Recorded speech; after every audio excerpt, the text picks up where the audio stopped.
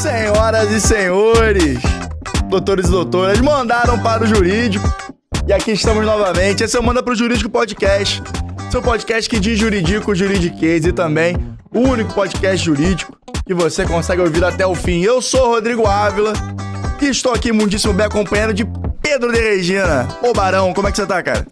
Tudo bem, graças a Deus. Cara, essa semana tá um caos. Mas como diz o Daniel Marques, nosso entrevistado, se o caos ele é todo dia, então seria o caos a nova ordem. Fica aí a reflexão pra gente começar esse programa de hoje. Eu posso só fazer um comentário, cara? É o bingo do Manda, né? É a minha entrada e você falar tudo bem, graças a Deus, e você falar que a vida tá corrida, que tá um caos, mas vamos que vamos ser felizes. É isso. É sempre isso. Papai do céu abençoa quem trabalha. É o bingo, faz parte do nosso bingo. E hoje, especialmente, a Nath tá com problema de saúde. Mas tá tudo bem, tá? Tá tudo tranquilo. Podem ficar calmos. A nossa musa permanece saudável. Tocaremos hoje o nosso Manda pro Jurídico de uma forma reduzida. O elenco está reduzido. E também de uma forma diferente. Mudamos um pouco aqui. O pessoal do Seu Pod, o estúdio está sempre do nosso lado, aqui, nosso parceiro, embarcou na loucura conosco. E estamos assim agora. Resolvemos mudar um pouco só para dar uma variada, né, não, Pedro? É isso, tem que estar sempre em movimento. Episódio 75 ou 75? 70... Segundo o seu roteiro, 75. Agora, eu não conferi se o seu roteiro está numerado corretamente. Não sei agora, talvez seja 76. Enfim, não sei, mas segue. Mas no roteiro tá 75. Então fica para registro. Que vale o roteiro. E dando início, sem maiores delongas, a nossa pauta, nossa ritualística de um episódio de notícias, que é o episódio de hoje. Vamos começar com as pílulas do Barão, que é o nosso quadro querido aqui do nosso podcast. Fala, Pedro, o que você tem de novidade? O que tem de fofocaiada jurídica aí pra gente repercutir? Cara, uma coisa que eu fiquei refletindo hoje, eu já não ia no McDonald's já tinha um tempo. Aí hoje eu tava com vontade de tomar um milkshake do McDonald's e fui lá. E aí um dos milkshakes que tinha era da Copenhague. E aí eu lembrei que a Copenhague acabou de ser vendida pra Nestlé. É verdade, foi. E aí uma coisa que cabeça de advogado não para de pensar em casos jurídicos e questões jurídicas o tempo inteiro, né? Aí eu fiquei pensando, e se o McDonald's tivesse um contrato de exclusividade com uma concorrente da Nestlé, e no momento agora que a Nestlé comprou a Copenhague, como que ficaria esse contrato? Acho que não teria nem cláusula prevendo isso, talvez. Dependendo assim, muito difícil alguém ter alguma coisa desse tipo. É muito comum ter a exclusividade. Então, por exemplo, se eu não me engano, a McDonald's tem exclusividade com a Coca-Cola para não vender Pepsi. Sim. Então ela não pode comprar nada da Ambev. Assim como o Bob's tinha Couve Maltine, aí perdeu a exclusividade e foi pro McDonald's. Agora, não sei se é exclusividade ou se ainda continua tendo Bob's, eu acho que ainda tem. Não, mas não é a marca Couve Maltine, é só, hoje em dia é o Maltine crocante. Sei lá, crocante, exatamente. Então perdeu a exclusividade. Então, nesse caso, como é que ficaria? Existiria alguma cláusula? Porque as cláusulas de exclusividade para fornecimento de algum produto ou serviço são relativamente comuns em contratos desse tamanho. Como, por exemplo, você ter um produto do McDonald's, exclusividade do Ovo Maltine, como você acabou de falar, a da Coca-Cola, como a gente estava mencionando. E poderia ser que o McDonald's tivesse algum fornecimento, sei lá, com outra marca que seja concorrente da Nestlé, sei lá, da Lindt da vida, sei lá. Sim. Enfim, acho que nem concorre, né, Nestlé com Lindt, mas enfim, vocês entenderam o racional. E aí, como é que ficaria isso? Porque o McDonald's, naturalmente, antes de fechar o contrato, ele não teria como prever que a Copenhague seria comprado pela Nestlé. Não. E no momento que essa operação, você botaria em questão uma disputa jurídica. Mas aí que existe o famoso due diligence, né? Que é a análise contratual na hora de uma operação de compra e venda de ativos. E aí, enfim, o papel do advogado é apresentar os riscos, botar na balança e apresentar para que os executivos, o corpo que toma a decisão, o corpo de pessoas que toma a decisão, bater o martelo e comprar o risco ou não, né? A verdade é essa. Na verdade, nesses casos, geralmente, como é que se resolve? Naturalmente, a Nestlé, se tivesse algum conflito, chegaria para o McDonald's e tentaria negociar. Ou comprar a exclusividade do concorrente, e naturalmente poderia ter alguma indenização nesse sentido, ou então a marca concorrente da Nestlé, na ocasião, pode entender que o segmento da Copenhague, por exemplo, não interfere nos produtos dela, na venda dos produtos, e relativizar essa questão, ou então pedir a rescisão do contrato por essa questão, por exemplo. Mas isso tudo é só feito depois de uma análise Depois, todo das complexo. partes sentarem à mesa e falar, beleza, como é que a gente vai ver isso aqui daqui em diante? E nem é o caso, tá, gente? É porque eu parei pra pensar nisso quando Elucubrações de um mero advogado carioca no meio do centro da cidade, só querendo se refrescar. No meio do trânsito, o que eu posso pensar de jurídico aqui, né? Mas vamos começar, porque hoje, na verdade, o episódio de hoje são várias pílulas, na verdade. É um combo de pílulas. É isso. Mas você quer começar logo pela polêmica? Porque Qual delas, né?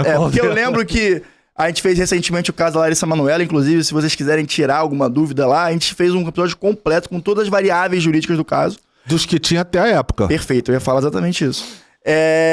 E tá lá. Mas você falou uma frase que a gente até virou um corte lá nos nossas redes. Inclusive, aproveitando o ensejo, siga-nos nas redes sociais, @mandaprojurídico.pdc, tanto no TikTok quanto no Instagram, além de Manda Pro Jurídico Podcast, nas suas principais plataformas de áudio e vídeo, YouTube, Spotify, etc.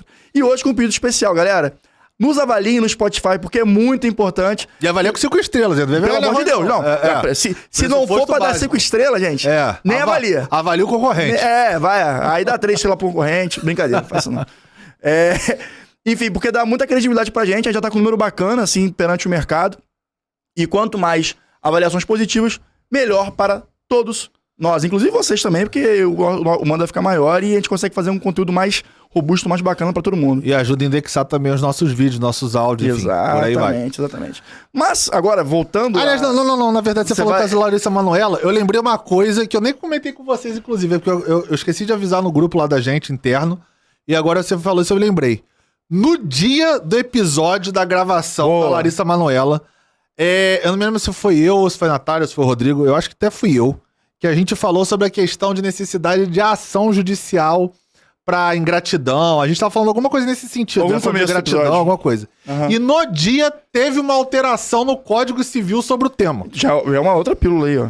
Exatamente. Então, outra vez, quando a gente gravou, pode ser que até já tivesse sido publicado no Diário Oficial a alteração da lei. Mas é natural que na correria do dia a dia a gente ainda não tinha verificado essa mudança no Código Civil. Então foi uma mudança legislativa que foi publicada no dia do episódio. Legal. Então só fica aqui essa ressalva para depois a gente, se for o caso, se vocês quiserem, comenta aqui pra gente que a gente bota atualização pra vocês ficarem por dentro. Agora o caso que a gente quer falar. Então bora. No caso da Larissa Manoela, o Pedro falou que tinha tudo ali, menos um advogado. E nesse caso eu acho que também é exatamente isso. O que a gente tá falando é do caso da Dora Figueiredo. É o bingo do Manda, né? É, o bingo do 75 episódios, eu já devo ter falado 75 vezes vocês terem contratado advogado. Exatamente. E aí o que aconteceu, gente? Vocês já viram na internet aí o que a blogueira fez, né? A influencer fez. Ela fez uma obra no apartamento que era alugado por ela. Dora Figueiredo, né? Dora Figueiredo. Posteriormente passou-se o tempo. E, naturalmente, com a obra, o imóvel valorizou. E ela tinha um acordo verbal ali com os proprietários que ela poderia comprar o imóvel. Depois de algum tempo, com a obra. O que aconteceu? A obra foi feita, naturalmente, demorou muito mais do que planejado. E, em função da valorização da obra feita por ela, ela não teve a condição financeira para comprar o imóvel. Então ela fez uma obra no imóvel que não vai ser dela, ao que tudo indica. A não ser que a partir disso aí ela consiga umas públicas maravilhosas e consiga pagar o imóvel. Não, ela já saiu do imóvel. Já saiu do imóvel? Já saiu, então, falou que entregou a casa, que tá tudo certo. Essa é a atualização. Aí, muitas coisas a serem abordadas dentro do direito civil, direito imobiliário, enfim. Mas a primeira, eu acho que é importante a gente falar a questão da obra, que é o conceito de benfeitoria. Que foi o que aconteceu. Benfeitoria é um instituto jurídico que você caracteriza quando há uma melhoria no imóvel. Perfeito. Né? Quando você, no caso, é o locador. Entretanto, há 3 tipos de benfeitoria. Locador ou locatário, né? Locador, isso, perfeito. E aí, Pete, quais são os 3 tipos e quais são as variáveis e qual foi que ocorreu lá no caso? Então, o que acontece? Benfeitoria, como o Rodrigo bem disse, tem 3 tipos, né?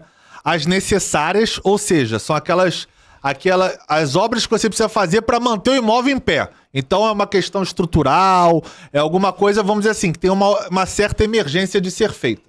As benfeitorias úteis, ou seja, como o próprio nome diz, elas vão tornar o imóvel, nesse caso, mais útil, melhor à disposição, mais funcional. E a terceira benfeitoria veio benfeitoria voluptuária, que são aquelas mais pra luxo, alguma coisa que não é necessário nem útil, o cara quer botar aquilo ali pra dar aquele, como a gente diz, o plus a mais dentro do apartamento, né? Aquela maquiagem, aquele tchan. Pelo que a gente entendeu do que foi narrado nesse caso, contado nas mídias sociais. Pela própria Dora, inclusive. Pela própria Dora, em vídeo que ela gravou e tal, ela fez os 3 tipos de benfeitoria, né? Então ela foi na útil, na necessária e na voluptuária. A voluptuária, vamos começar pela mais fácil, por exemplo, foi quando ela botou uma hidromassagem lá na varanda dela. Então esse é o clássico exemplo dos livros de direito, inclusive hidromassagem dentro do apartamento. Você botar, essa é a voluptuária. Como é que funciona a voluptuária? Para quem é do direito, lei de locação, lei do inquilinato, 8.245 de 91. Foi ano que você nasceu, né? Quando? 91? 92. Ah, você nasceu em 92. Então já tinha um ano aí, já era pra estar estudando já. Experiente, vividão. Então, artigo 36 da Lei 8.245, da Lei do Inquilinato, que prevê sobre as benfeitorias voluptuárias, que seria, nesse caso da Dora Figueiredo, a hidromassagem. Como que funciona? A hidromassagem, quando ela quiser sair do imóvel, ela pode pegar a hidromassagem e levar para ela. Ela não tem que deixar para o locador, que é o proprietário, né? O locador é o proprietário do imóvel. E ela, como inquilina ou locatário, ou a pessoa que está alugando o imóvel, ela pode retirar desde que aquilo não importe em alguma abalo na estrutura, alguma coisa que possa prejudicar efetivamente a estrutura do imóvel. Mas a pergunta é, caso ela não queira levar para casa, o proprietário tem obrigação de comprar? Não tem obrigação de comprar, mas obviamente você pode negociar com o proprietário. Claro. Pô, vou deixar uma jacuzzi aqui, naturalmente vai valorizar pra você alugar mais caro, ou pra na hora de você vender você conseguir um valorzinho melhor, porque vai ter uma jacuzzi. Você pode vender com esse diferencial, esse plus a mais, como a gente falou. Mas não é obrigado a comprar e nem a custear a implementação, a obra que ela tem que fazer para poder botar a jacuzzi ali, no caso. A jacuzzi eu acho que é um pouco fora da realidade, mas é uma coisa muito comum, é ar-condicionado, né? Ar-condicionado... Acho que é o mais comum, inclusive. Ar-condicionado, na minha modesta opinião, não sei nem se é voluptuária no Rio de Janeiro fazendo 31 graus na sombra, né? Mas, enfim, fica aí a subjetividade para vocês interpretarem como você quiser. Para mim é necessário, é impossível dormir sem ar-condicionado, inclusive. Ainda mais os dias que estamos vivendo no Rio de Janeiro. Brincadeiras à parte, são questões assim que você agrega valor naturalmente ao imóvel, mas que eles não são imprescindíveis para um funcionamento do imóvel. Então, esses casos. Inclusive, no caso da jacuzzi, é importante a gente falar, porque teve um caso que ela foi fazer esvaziamento, alagou e ela foi, inclusive, autuada pelo condomínio. Exatamente. É muito importante também, outra vez, contrate advogado imobiliário, especialista imobiliário, para vocês saberem esses detalhes. Porque quando você faz a instalação numa jacuzzi, você tem que saber se, por exemplo, na convenção de condomínio ou nas previsões de assembleias, veda esse tipo de instalação. Porque às vezes o prédio não tem estrutura para suportar o peso, a questão hidráulica. É verdade. Você vai ter que adaptar para botar uma jacuzzi na varanda, como ela botou. Então existem casos que a convenção, inclusive o regimento interno, pode estar vedando expressamente a colocação de jacuzzis, por exemplo, na varanda. É muito comum.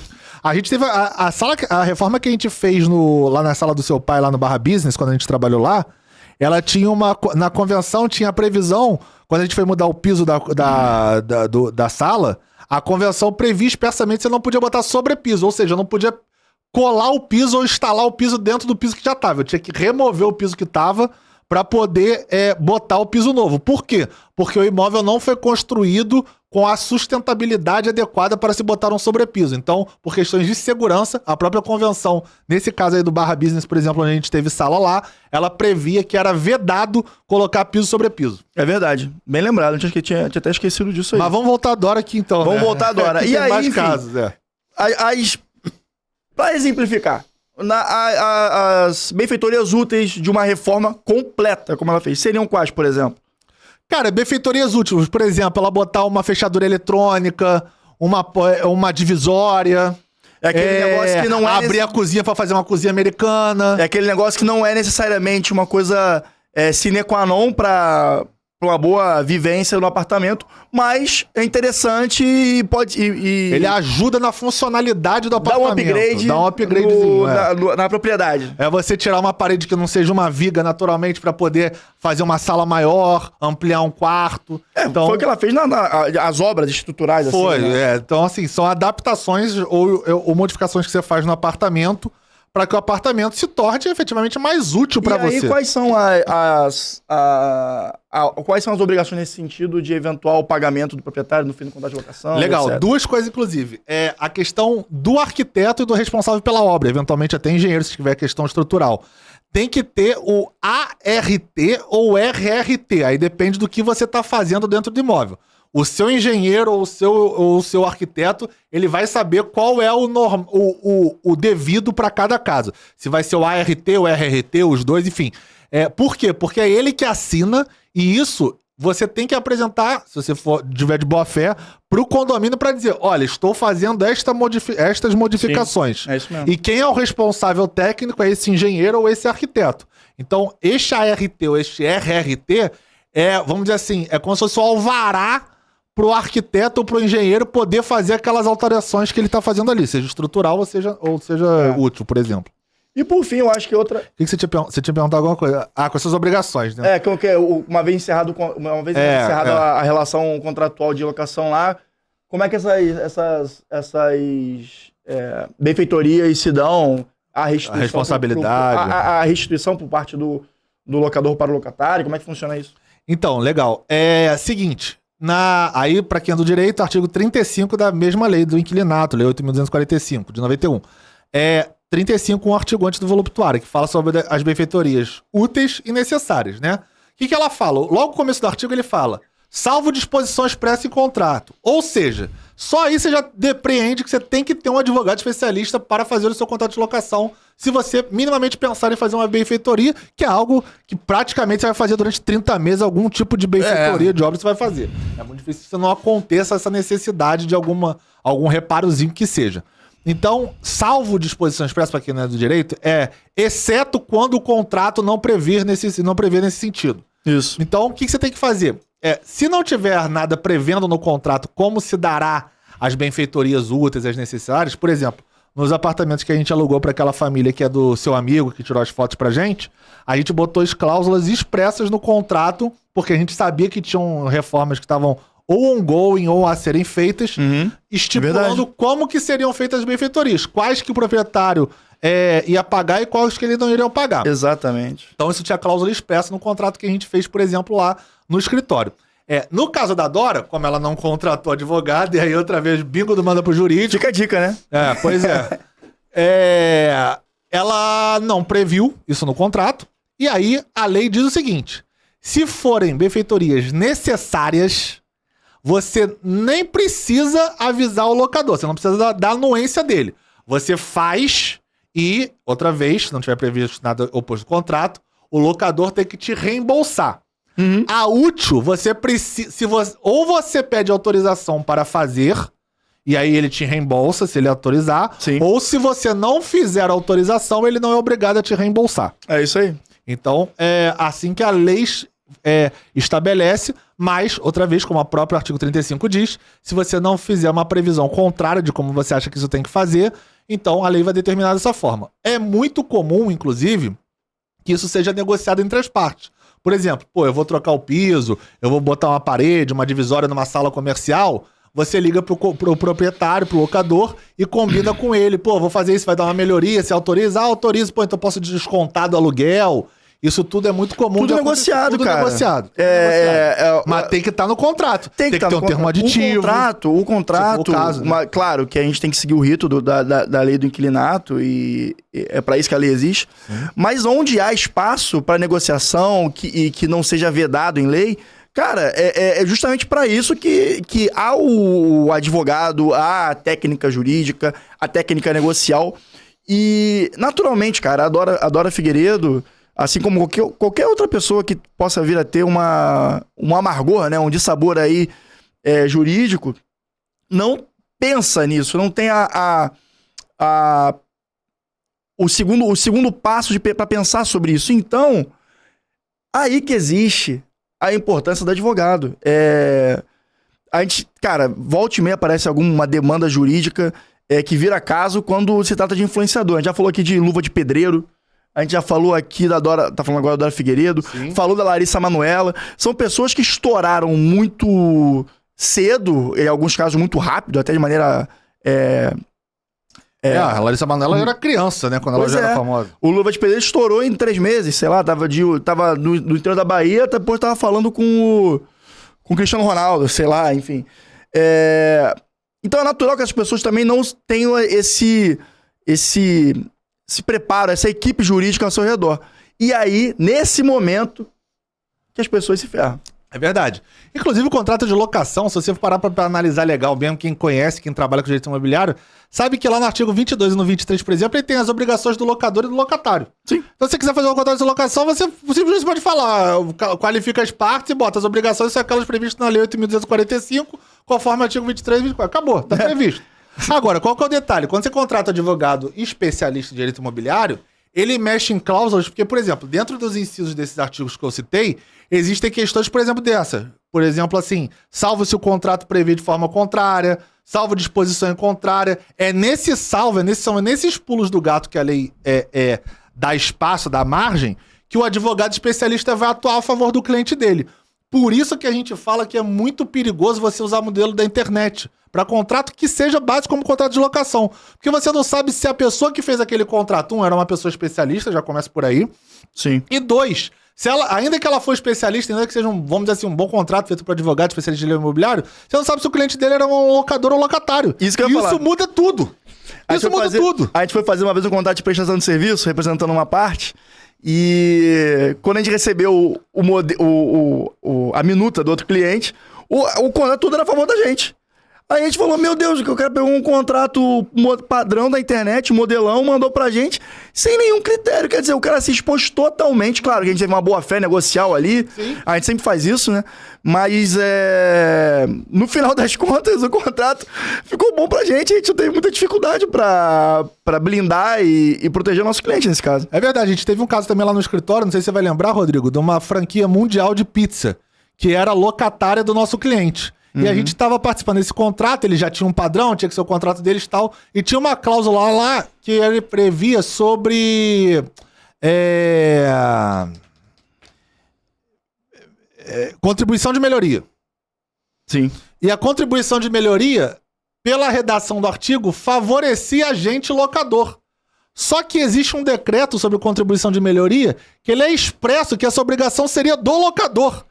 E ele diz que se você fizer a previsão ao contrário, o contrato é nulo, ou aquele artigo, se você quiser salvar, você tem que discutir isso judicialmente, mas a lei diz que o contrato seria nulo, mas você pode discutir aquela cláusula, não a nulidade do contrato inteiro, seria nulo. Então assim, o cara botou uma cláusula que não só era nula, como é que ainda prejudicava ele mesmo, assim, o jurídico interno dessa empresa, né, obviamente. Sim. Então, assim, aí a gente, outra vez, na boa-fé, do princípio da cooperação, como tem no atual Código de Processo Civil, a gente respondeu e-mail dizendo, olha, o artigo, existe um decreto-lei, esse decreto-lei diz que a responsabilidade é nossa, então a gente vai tirar o artigo dessa forma e vai botar de acordo com o tal decreto-lei. E outra vez, isso não é prejudicar o seu cliente não, tá, gente? Porque você fala, pô, mas você estava advogando contra o seu cliente, fazendo isso, botando uma cláusula que é contrária... Isso aí, muito advogado não tem essa... Não tem. Essa perspectiva, né? Por quê? Porque quando você judicializa essa questão, outra vez, você pode anular o contrato. Como prevê, por exemplo, a própria lei, nesse sentido. Sim. Então, assim, você traz um prejuízo pro seu cliente muito maior do que você simplesmente discutir uma coisa que vão combinar. É raríssimo de acontecer. Contribuição de melhoria é raríssimo. O metrô ali na contribuição de melhoria, pra quem não entende, é quando o Estado propõe uma obra que aquilo vai melhorar e valorizar o seu imóvel. Aí ele meio que te cobra uma taxa, entre aspas, que se chama contribuição, tecnicamente falando, para que você custeie parte daquela obra pelo momento da obra. A título de exemplo, aqui no Rio de Janeiro, a região do Jardim Oceânico recebeu um metrô recentemente e houve a cobrança da contribuição de melhoria para a vizinhança do entorno. Eu lembro que quando eu morei na Guimarães Natal, eu não era nem advogado ainda, eu estava na escola, mas meu pai é advogado e ele participou ativamente disso também, nessa discussão. Teve o metrô da Arco Verde, e eles cortaram... E foi quando começou mesmo a reexpansão do metrô no Rio, né? Começou pela Arco Verde, porque tinha até o Botafogo. Aí eles cobraram contribuição de melhoria. É natural, E a associação ali dos moradores estavam discutindo isso e tal, e aí que eu falei que meu pai participou, inclusive, ativamente disso. Eu estava na escola ainda, obviamente nem pensava em ser advogado, mas eu lembro que isso teve também. Então são casos raros, é raro, mas acontece, né? E aí, arredondando isso aí, A gente até meio que já falou parte sobre isso. Dora Figueiredo chega lá no escritório. Escritório do Manda. Eu, você e Nath. Business partner, name on the wall. Tudo lá. Pixults, a Dora Figueiredo chega e fala pra gente. Eu quero fazer isso. Como eu posso me blindar? Qual é o caminho adequado que a gente pode não só conseguir, né, esse benefício para Dora, essa blindagem, e também resguardar a possibilidade dela, até financeira, de comprar o imóvel. Legal. Então, arredondando o que a gente... Fazendo um resumão aqui do que a gente já debateu, que a gente já meio que ventilou sobre isso. Você falou muita coisa boa aqui, muito conteúdo. Você já pode botar cláusulas sobre a benfeitoria, então, sim, de quem seria a responsabilidade do quê, se desconta eventualmente do aluguel as benfeitorias que ela estão fazendo, já que vai valorizar o imóvel. Então, isso tudo você pode prever em cláusulas do contrato. Não são cláusulas padrão. Se você pegar um contrato aí, modelo na internet, provavelmente não vai ter falando sobre isso especificamente, como no caso dela. Com certeza não vai ter. Pode ser que tenha uma que fale genericamente, mas não necessariamente vai ajudá-la como ela chegando lá como cliente nossa, né?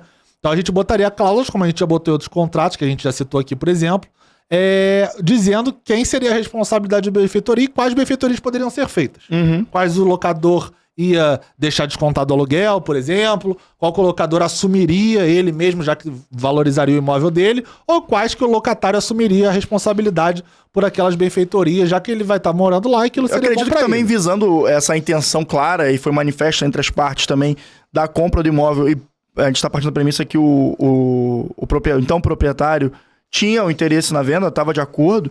Eu acho que seria interessante também a gente pensar numa maneira de transformar esse valor, que esse valor não extrapole o teto de custo para ela aportar na compra, né? Você pode prefixar o valor também, é outra cláusula. Desde que não seja de forma abusiva, por exemplo. Óbvio que vai haver uma valorização com a reforma.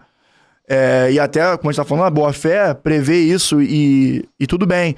Mas essa prefixação seria válida. Umas duas partes chegando num acordo quanto a isso, sem problema algum. Eu acho que assim, existem várias formas de você poder prever isso. Existem índices também que a gente pode trabalhar, sim, GPM, PCA, enfim. De reajuste. O que acontece? No caso desse, a gente já teve vários casos lá no escritório parecidos com esse, ou até iguais, na verdade. E cada caso demanda um tipo de cláusula e atitude do advogado, né? Uhum. Então, no caso dessa, se ela tivesse a certeza que ela queria comprar, ou se fosse alguma coisa muito factível, eu recomendaria ela, botaria na minuta, por exemplo, um valor já pré-fixado. Olha, o imóvel custa, sei lá, 1 milhão, então eu quero comprar 1 milhão, eu vou botar 1,50 milhões, ou não, eu vou pagando aos poucos, vou descontar do valor do aluguel. Já aconteceu, por exemplo, da gente fazer venda de imóvel descontando o valor do aluguel. O cara queria testar o apartamento para ver se ele ia gostar, um apartamento muito grande. Ele fez o contrato por 2 anos, e durante esses 2 anos estava prevendo se no final ele quisesse comprar, esse valor que ele já tinha pagado de locação se descontaria do valor pré-fixado para a venda do imóvel. Também pode, não tem problema nenhum. Outra vez, é tudo como você vai negociar e estipular nas cláusulas. O que o cliente negocia, o advogado tem que traduzir em palavras e cláusulas. Exato. Então, se o cliente já sabe, como a Dora Figueiredo, por exemplo, que ela queria comprar, o legal era ela já prefixar o valor. Cara, o imóvel aí, tu tá vendendo ele a 900 mil. Vamos botar aqui 900, que seja 1 milhão, sei lá, eu te dou ainda 10% disso aí, seria 990, né? Mas, coloca, enfim, uma compra a termo, valor prefixado e com valorização, com variação de acordo com o índice financeiro. Vai abatendo ou não do valor da locação, enfim. E aí, cara, o que eu fizer de reforma aqui já tá vinculado ao preço. Então, se valorizar pra caramba, cara, já tava prefixado.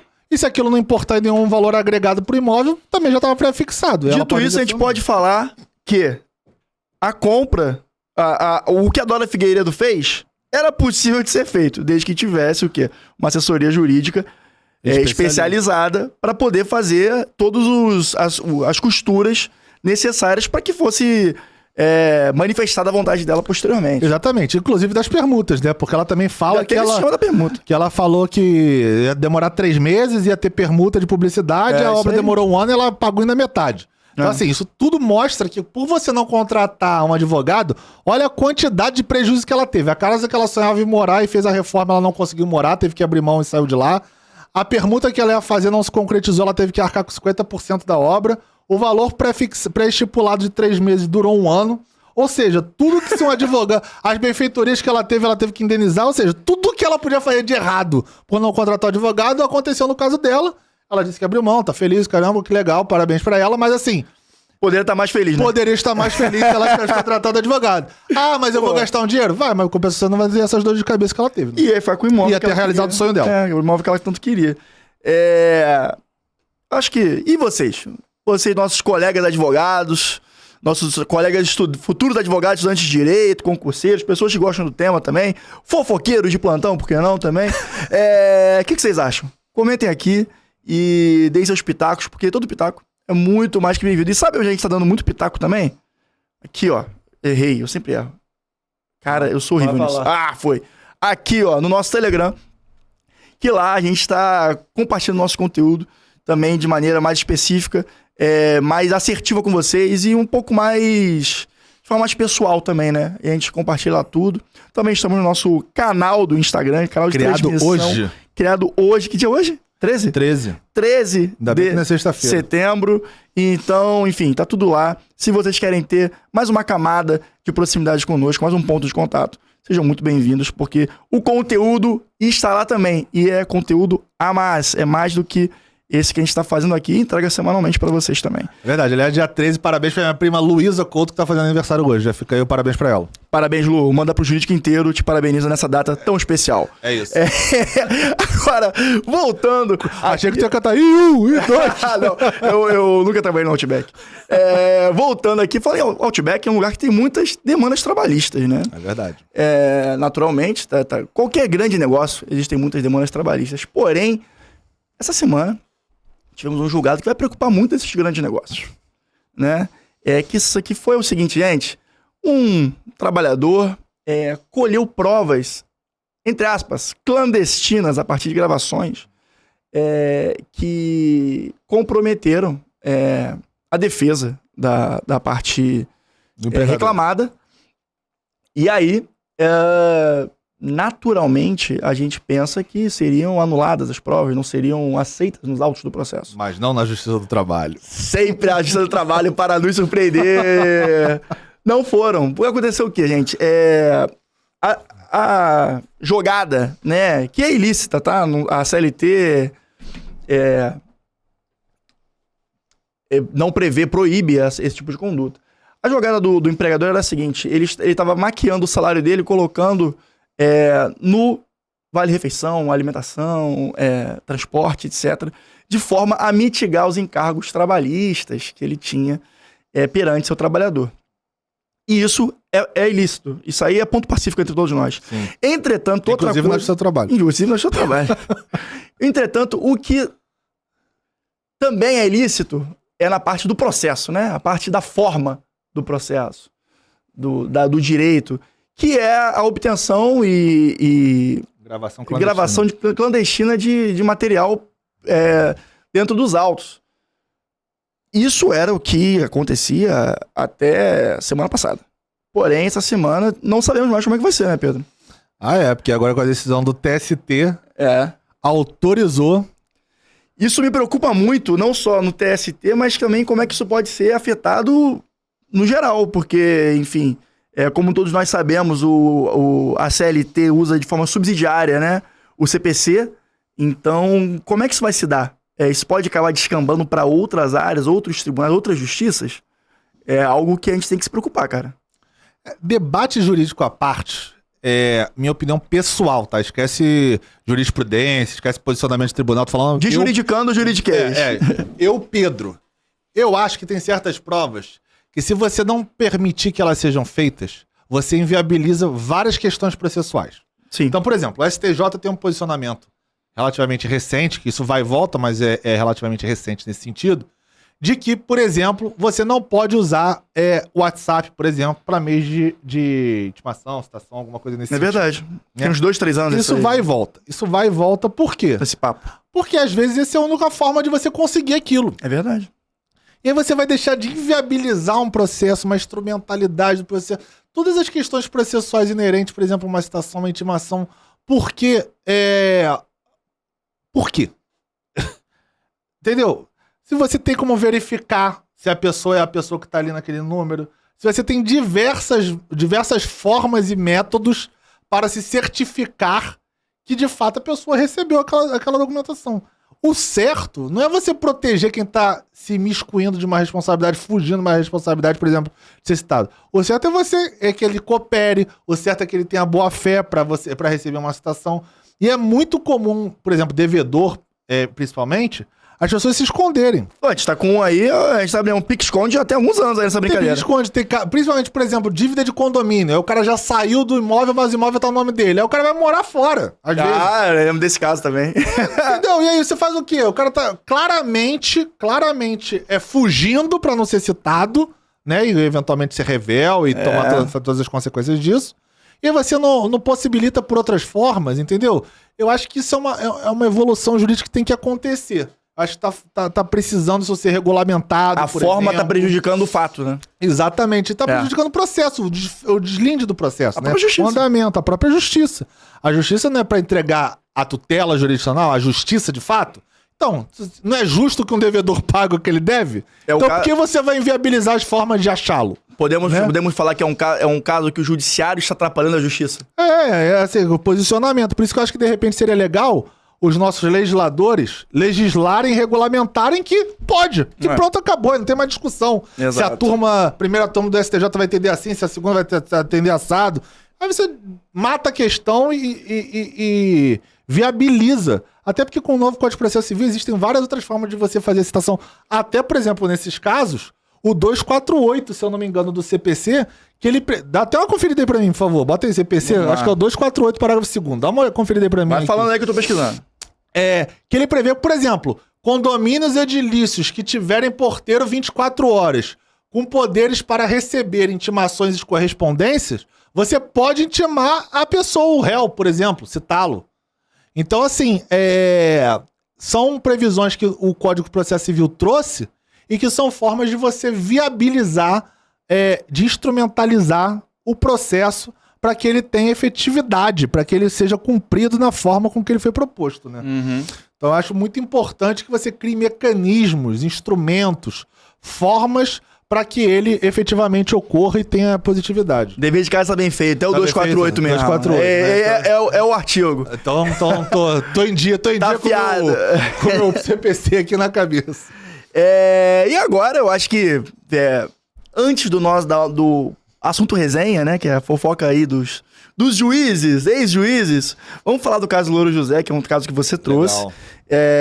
Enfim, como vocês bem sabem, o Louro José faleceu, o ator, né, que fazia o Louro José faleceu há algum tempo, e tá tendo agora um debate acerca do inventário, enfim, dos bens dele, herança. Conta aí pra gente, Pedro.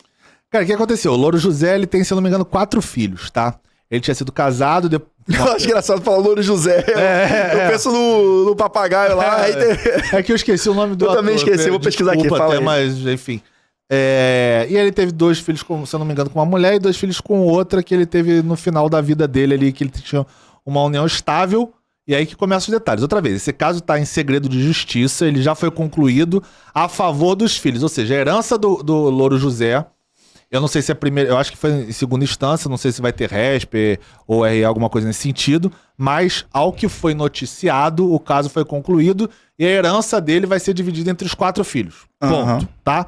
Qual que era a discussão jurídica? Porque a última mulher que tinha uma união estável com separação total de bens estava como beneficiária do testamento dele. A separação, mas tinha separação total. Ele era, pelo que foi noticiado outra vez, é um caso que está em segredo de justiça, então eu não peguei o processo, ninguém pegou, a não ser os advogados e as partes, né? Para poder ler efetivamente. Mas o que foi noticiado é que ele tinha uma união estável, com separação total, e posteriormente ele casou com a separação total de bens, tá? Uhum. Ou seja, nisso, antes dele morrer, ele entrou com um processo de divórcio. Tá? Perfeito. Legal. Só que no testamento, ele tinha feito um testamento provavelmente antes do processo de divórcio, não deu tempo dele anular esse testamento ou refazer o testamento. A gente acredita, né, pelo que tá rolando. E aí, nesse testamento, ele dava 50% para essa mulher. É um debate temporal mais que tudo. Exatamente. Né? Difícil, cara. Provavelmente essa decisão foi por questões temporais. A gente, outra vez, processo de justiça, a gente não tem como precisar as informações. Sim. Mas, pelo que a gente entende do caso e da legislação, provavelmente existia uma questão temporal. Provavelmente, não sei se, por exemplo, saiu o decreto de divórcio antes da morte dele, ou pouco tempo depois, entendeu? Ainda tem uma questão também que a separação total de bens pode ser modulada, né? Pela união estável que Distrito Legem é comunhão parcial. Então, tem que entender também como tá essa separação de bens, né? Tem essa modulação temporal. Por exemplo. Pois tem algumas variáveis aí que são interessantes. Pois é, então assim, a gente não tem como cravar que o que de fato aconteceu, porque a gente não tem acesso ao processo. Mas, pelo que parece, é o seguinte, por que esse testamento foi invalidado, né? Então, assim, essa é a pergunta. Se ele deixou um testamento, ele fez quando ele era capaz, cumpria lá os requisitos da lei, para testar, e deixou 50% para essa mulher, por que ela não recebeu? Porque provavelmente teve um divórcio antes dele falecer, ou ainda que depois antes das pessoas comunicarem a herança dele. Então, isso é uma possibilidade. Ele se divorciou, então, consequentemente, ele não, como era separação de bens, ele não tinha que partilhar nada para ela, testamento seria no caso futuro, e aí ficou para os filhos. Pode ter sido essa uma justificativa do advogado dos filhos para que eles herdassem igual ali 25% para cada um dos 50%, já que eram 4 filhos.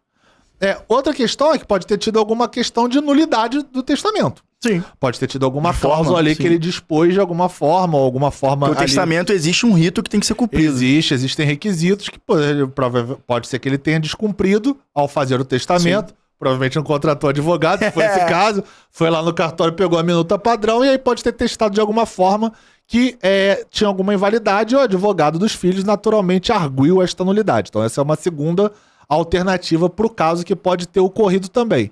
Ou pode ser também que tenha chegado a um acordo, todo mundo. A mãe abriu mão do percentual dela lá para os filhos, até porque tem filhos dela na jogada, e aí também pode ser que elas tenham chegado nesse acordo. A gente sempre fala, né? Nós somos... A Nath falou isso logo no começo do nosso projeto, ela falou, nós somos advogados que gostamos de evitar o judiciário. Mas isso porque é verdade. O melhor cenário para todo mundo é o acordo. Exatamente. Então, assim, isso é o que rola. A gente vê muito na internet assim, ai, que absurdo, a mulher não ganhou nada. Como é que ela... Tem o caso do Gugu também que tá rolando até agora também, exatamente, né? O caso do Gugu. Teve uma caso de sucessão, do Berlusconi.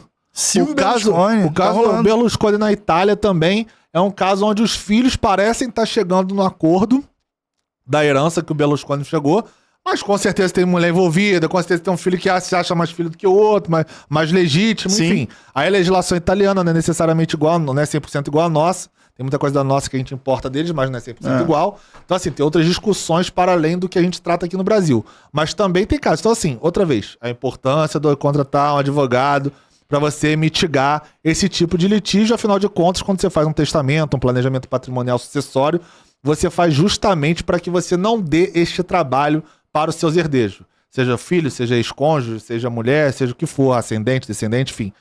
Colateral até 4º grau. Então, a obrigatoriedade... A obrigatoriedade não. A validade, a importância de se fazer mecanismo jurídico para fins sucessórios é para justamente você não dar o trabalho para quem vai te suceder ali. Exatamente. Eu tenho um amigo próximo, uma conversa de bar, assim. E, enfim, a família tem um patrimônio bacana. E aí eu tava já nesse papo com o pai, que é um cara um pouco mais velho e tal. Aí o pai falou assim, é coisa do brasileiro, né? Falou assim, eu não vou pensar em nada não. Quando eu falecer, eu quero que vocês fiquem conversando sobre mim. Olha... Que isso, né? Aí não. Olha isso. Não tem noção, acho que da gravidade. Da gravidade, né? Até dinheiro. Porque quando você faz isso, você importa em, de repente, pagar alíquotas maiores na sua transmissão. Isso aí nem se fala. Economia de tributária é loucura. Porque, cara, aí você pode brincar aqui de falar um programa inteiro, um episódio inteiro sobre isso. Inclusive, a gente tem vou ficar até a indicação, um entrevistado nosso já também, que assim como a gente também trabalha com planejamento patrimonial, o Pablo Arruda faz diversas lives interessantíssimas sobre o tema. Pra quem gosta dessa temática, eu acho que lá é uma boa fonte de conhecimento. Eu já assisti algumas, quando eu tenho oportunidade é muito bacana. Aliás, eu falei isso no grupo e encontrei o Flávio Tartucci no Barra Shopping. Falou. Né? Eu fui falar com ele. É muito engraçado, porque ele é um crítico ferrenho do planejamento sucessório. É verdade. Porque, em regra, e é verdade, as pessoas... O planejamento sucessório ficou em voga, ganhou holofote. Virou mármore. E aí, todo mundo quer fazer. Sim. Só que você fazer um planejamento patrimonial, seja para fins sucessórios, seja para fins familiares, empresariais, Tem que entender as especificidades do planejamento. Você tem que saber como é que funciona, como é que a lei funciona sobre aquele aspecto e tal. Tributário, societário, etc. E aí as pessoas fazem de qualquer maneira, fazem errado e aí vai reverberando efeitos negativos judiciários. Sim. O próprio caso da Luz Pharma, por exemplo, que é o leading case sobre planejamento patrimonial e isenção do ITBI que está previsto na Constituição. Por quê? Fizeram errado. A Procuradoria lá de Santa Catarina foi levando isso adiante, até que chegou no STF, e aí é aquela sucessão de erros, né?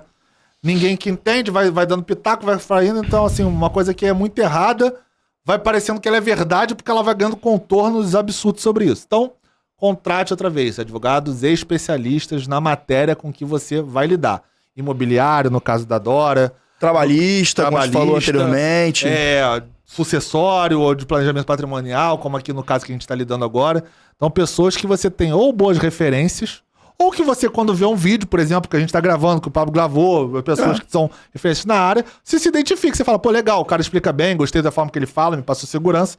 Contrate essas pessoas, até porque você está sendo validado aqui no que a gente tá falando. E a internet é justamente o espaço para você mostrar conhecimento e mostrar a sua abordagem, seu atendimento. Enfim, a advocacia está cada vez mais ficando digital, graças a Deus, né?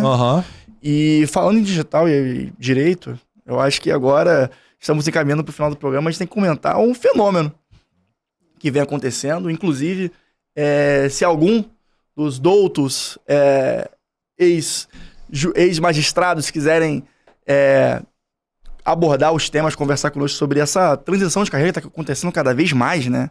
Aí dentro do nosso mercado, de juízes que acabam tendo uma influência muito grande na internet e acabam se renunciando ao seu cargo, seu título de juiz, para, enfim, lançamento de infoprodutos, para influência, dar aulas. Isso me questiona muito. A gente teve um episódio incrível que foi lançado hoje ou ontem com o Bruno Dubé, sobre que ele é procurador-geral do Estado do Rio de Janeiro. E a primeira pergunta que eu fiz a ele, a Rebeca até botou como corte, sobre a vocação do agente público no seu exercício, né? O quão importante é a vocação para esse indivíduo. E isso engraçado, foi mais ou menos a mesma época da gravação, e isso me fez ponderações, assim, até que ponto a nossa cultura do funcionário público coloca essas pessoas numa posição até de obrigação de ser concursado, e com seus méritos passam, mas até que ponto isso acaba afetando negativamente para essa pessoa. Tanto que tem juízes que estão largando com 35 anos, quer dizer, o início da carreira. Cara, assim, eu acho muito legal que a pessoa migre. Eu acho legal a coragem. É a coragem, exatamente. Sair da estabilidade do poder, você tem benefícios, né? Status. Assim, eu posso falar quando você tá nome, mas assim, eu lembro que eu tava numa roda entre amigos e pessoas conhecidas de família e tal, que eram juízes, eram promotores, eram desembargadores, e tinham 2 advogados da iniciativa privada, né? Advogado mesmo, sim, que ele não é tipo procurador. O PGE, no caso dele, como é um cargo público, né? Ele não pode. Mas um procurador de estado ou do município, ele pode advogar. E defensores públicos até um determinado período também podem. Ele, inclusive, o Bruno tinha escritório até ele virar o PGE e ele teve que pedir lá na OAB abaixo. Eu tenho até um ex-professor que era defensor público do Estado do Rio de Janeiro, que ele pode exercer advocacia porque ele é concursado anteriormente à legislação que veda a dupla carreira, né? Então, ele tem esse direito adquirido. Sim. O MP também tem uma discussão nisso para quem é antes da Constituição. Mas é uma discussão que fica meio ali, meio que negócio de pisar em ovos. Mas enfim, existe. Existe porque foi antes da Constituição, então eles alegam que não teria... eles poderiam advogar. Mas isso é uma outro papo. Eu acho legal porque nessa discussão que a gente teve mesa, às vezes o funcionário público, principalmente juiz, assim, de promotor, os caras tem um status, tem um poder, tem benefícios vários. Acho que não é um ponto delicado falar isso. Existe, gente. É social. E eu acho que é por mérito, porque estuda pra caramba pra passar, tá? Pô, não é loucura. qualquer um que passa, não. Tem que se dedicar muito, o cara vai se sacrificar pra caramba. E quem conseguir prosperar nesse processo vai eventualmente passar. Pode não passar no primeiro, segundo, terceiro. O Bruno até falou o período exato que ele ficou estudando. Foram 4 anos, não sei quantos meses, Exatamente. Não sei quantos dias. Então, assim, você, por mérito, atinge... E eu acho que alguns benefícios são até justos. Por exemplo, a estabilidade eu acho justa. Se o cara trabalhar legal, Sim. eu acho justo. Então, o cara estudou pra caramba, ele, querendo ou não, ele tá ali representando o Estado, dos interesses do Estado. Eu acho, a maioria dos benefícios, na verdade, eu acho que são justos. Só que às vezes, esse poder, esses benefícios, as pessoas perdem um pouco o distanciamento do como é que a iniciativa privada funciona. E aí foi engraçado porque eles se surpreenderam muito com os benefícios também de se trabalhar na iniciativa privada. Existe. Porque se você correr atrás da iniciativa privada, o mesmo tempo que o cara passou lá 10, 12 horas estudando, passa trabalhando, você vai ganhar dinheiro. Né? Existe um caminho na iniciativa privada que você pode lograr êxito. Inclusive, em tempos de internet, como a gente estava falando, de advogados que fazem, por exemplo, o Pablo com as suas lives, a gente com o nosso conteúdo aqui também, enfim. Existe um caminho que dá para lograr êxito. E eu acho que o grande lance deles dessa transição que eles estão ocorrendo é que eles estão pegando ali um status da magistratura ao seu favor e Sim, tá tudo certo também. Ok. Eu acho até legal, porque você traz uma experiência do outro lado da moeda, né, de bastidores dali do tribunal, que agrega.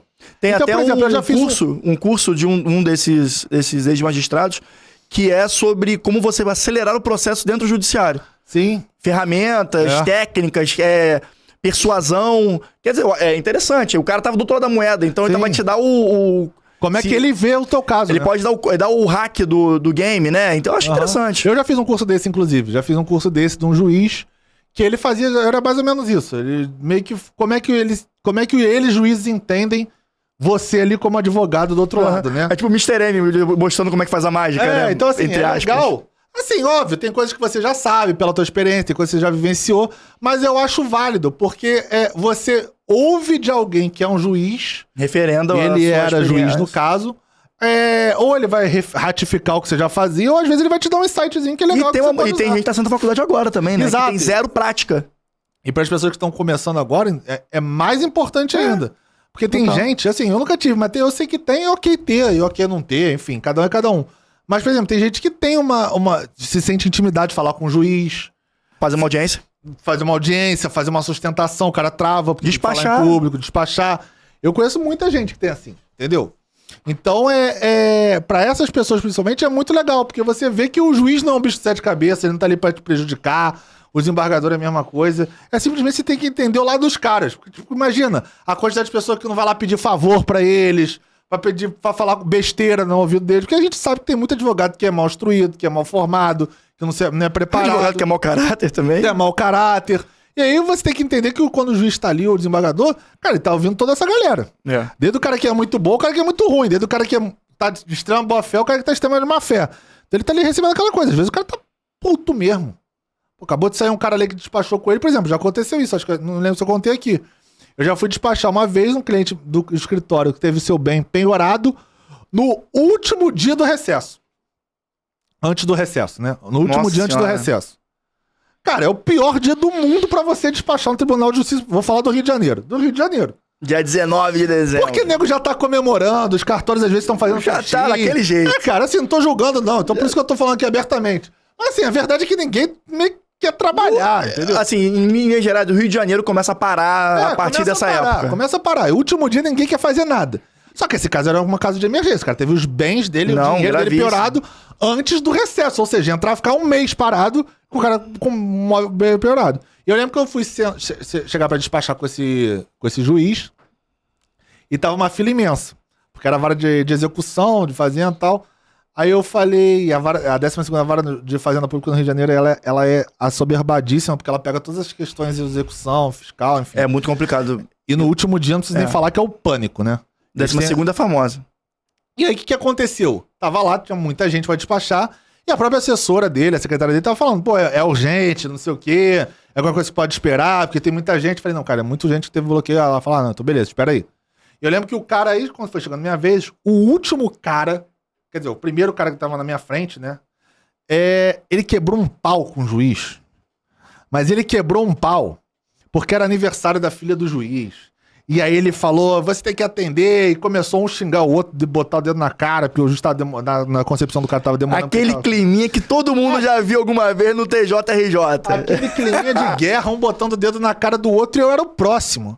E aí eu fiquei pensando, puta merda, como é que eu vou despachar agora com esse juiz? Desse ele vai jeito. estar de mau humor, ele vai estar puto pelo que aconteceu, ele não vai ter boa vontade pra me conceder, porra, uma decisão assim, de última hora de um processo gigantesco. É verdade. E, cara, tipo, além do seu último dia, né? Tipo assim, tá tudo errado pra não dar certo, né? Tá tudo correndo pra não dar certo. Aí eu fiquei pensando assim, Não, tá tudo certo pra dar errado.